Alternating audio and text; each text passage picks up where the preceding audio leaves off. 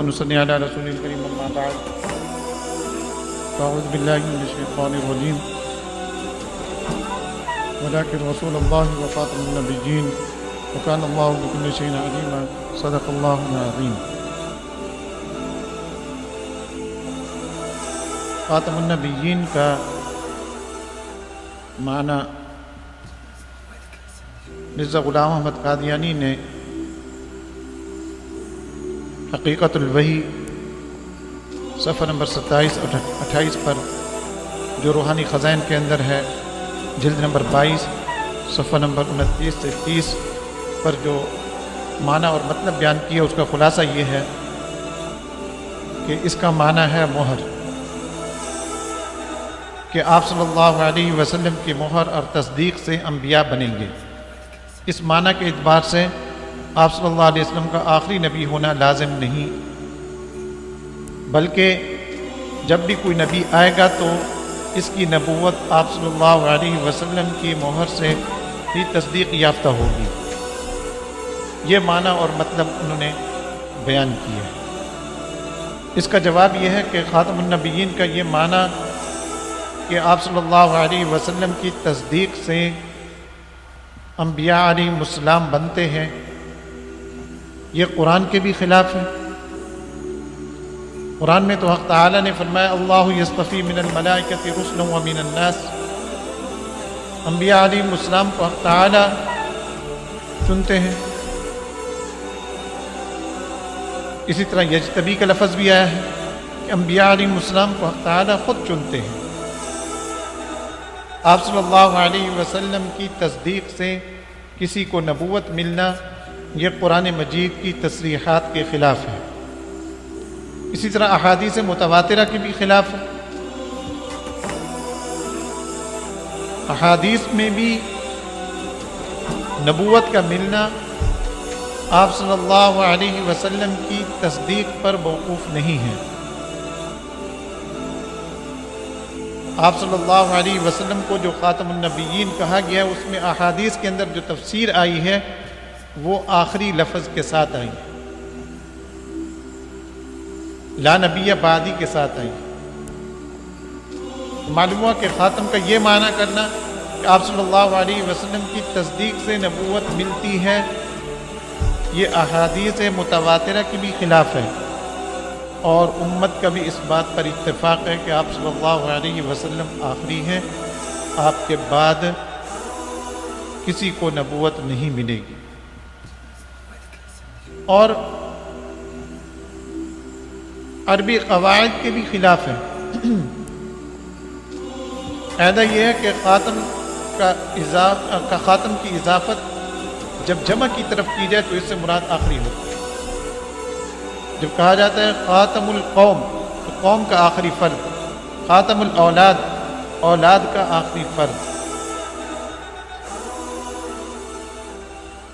اسی طرح مفسرین نے جو تفسیر کی ہے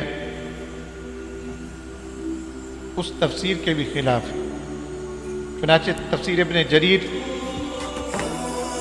جلد نمبر 22 صفحہ نمبر 11 پر حضرت قتادہ رضی اللہ تعالیٰ عنہ سے انہوں نے تفسیر کیا ولیکن رسول اللہ وخاتم النبیین ای آخرہ، اور یہ تفسیر تقریباً سب مفسرین نے کی ہے۔ جو تفسیر جس پر اتفاق ہے، متفق علیہ ہے، تو یہ معنی اور مطلب اس تفسیر کے بھی خلاف ہے۔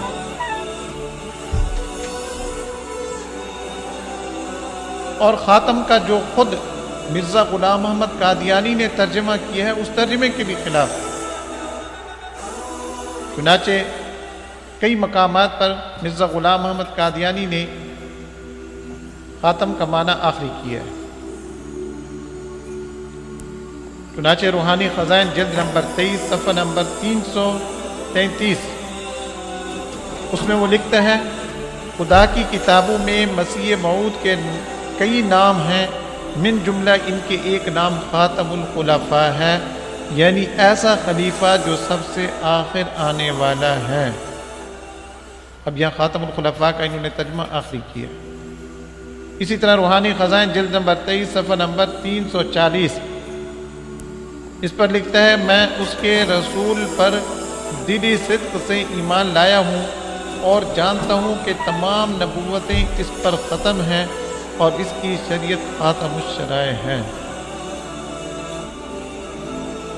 اسی طرح روحانی خزائن جلد نمبر 3 صفحہ نمبر 170 پر وہ لکھتا ہے کہ ہم پختہ یقین کے ساتھ اس بات پر ایمان رکھتے ہیں کہ قرآن شریف خاتم کتب سماوی ہے، آسمانی کتابوں میں سے آخری کتاب ہے۔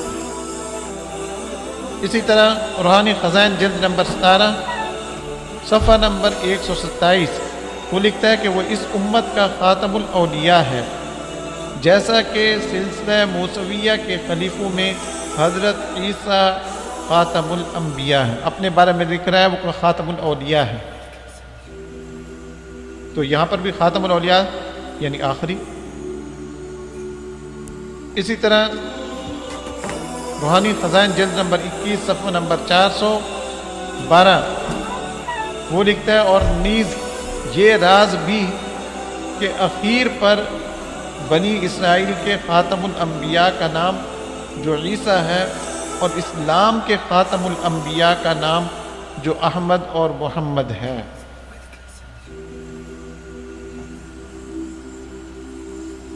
اسی طرح روحانی خزائن جلد نمبر 15 صفحہ نمبر 479 اس پر لکھتا ہے کہ میرے ساتھ ایک لڑکی پیدا ہوئی تھی جس کا نام جنت تھا، اور پہلے وہ لڑکی پیٹ میں سے نکلی تھی اور بعد اس کے میں نکلا تھا، اور میرے بعد والدین کے گھر میں اور کوئی لڑکا یا لڑکی یا لڑکا نہیں ہوا، اور میں ان کے لیے خاتم الاولاد تھا۔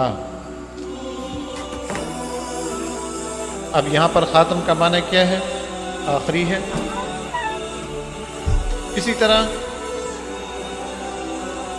روحانی خزائن جلد نمبر 19 جلد نمبر 1 صفحہ نمبر 19 اس پر لکھتا ہے جب آپ کی ذات پاک پر کمال ختم ہوا تو نبوت اور اس کی جملہ انواع جو کمالات میں سے ہیں بھی لازماً آپ پر ختم ٹھہری۔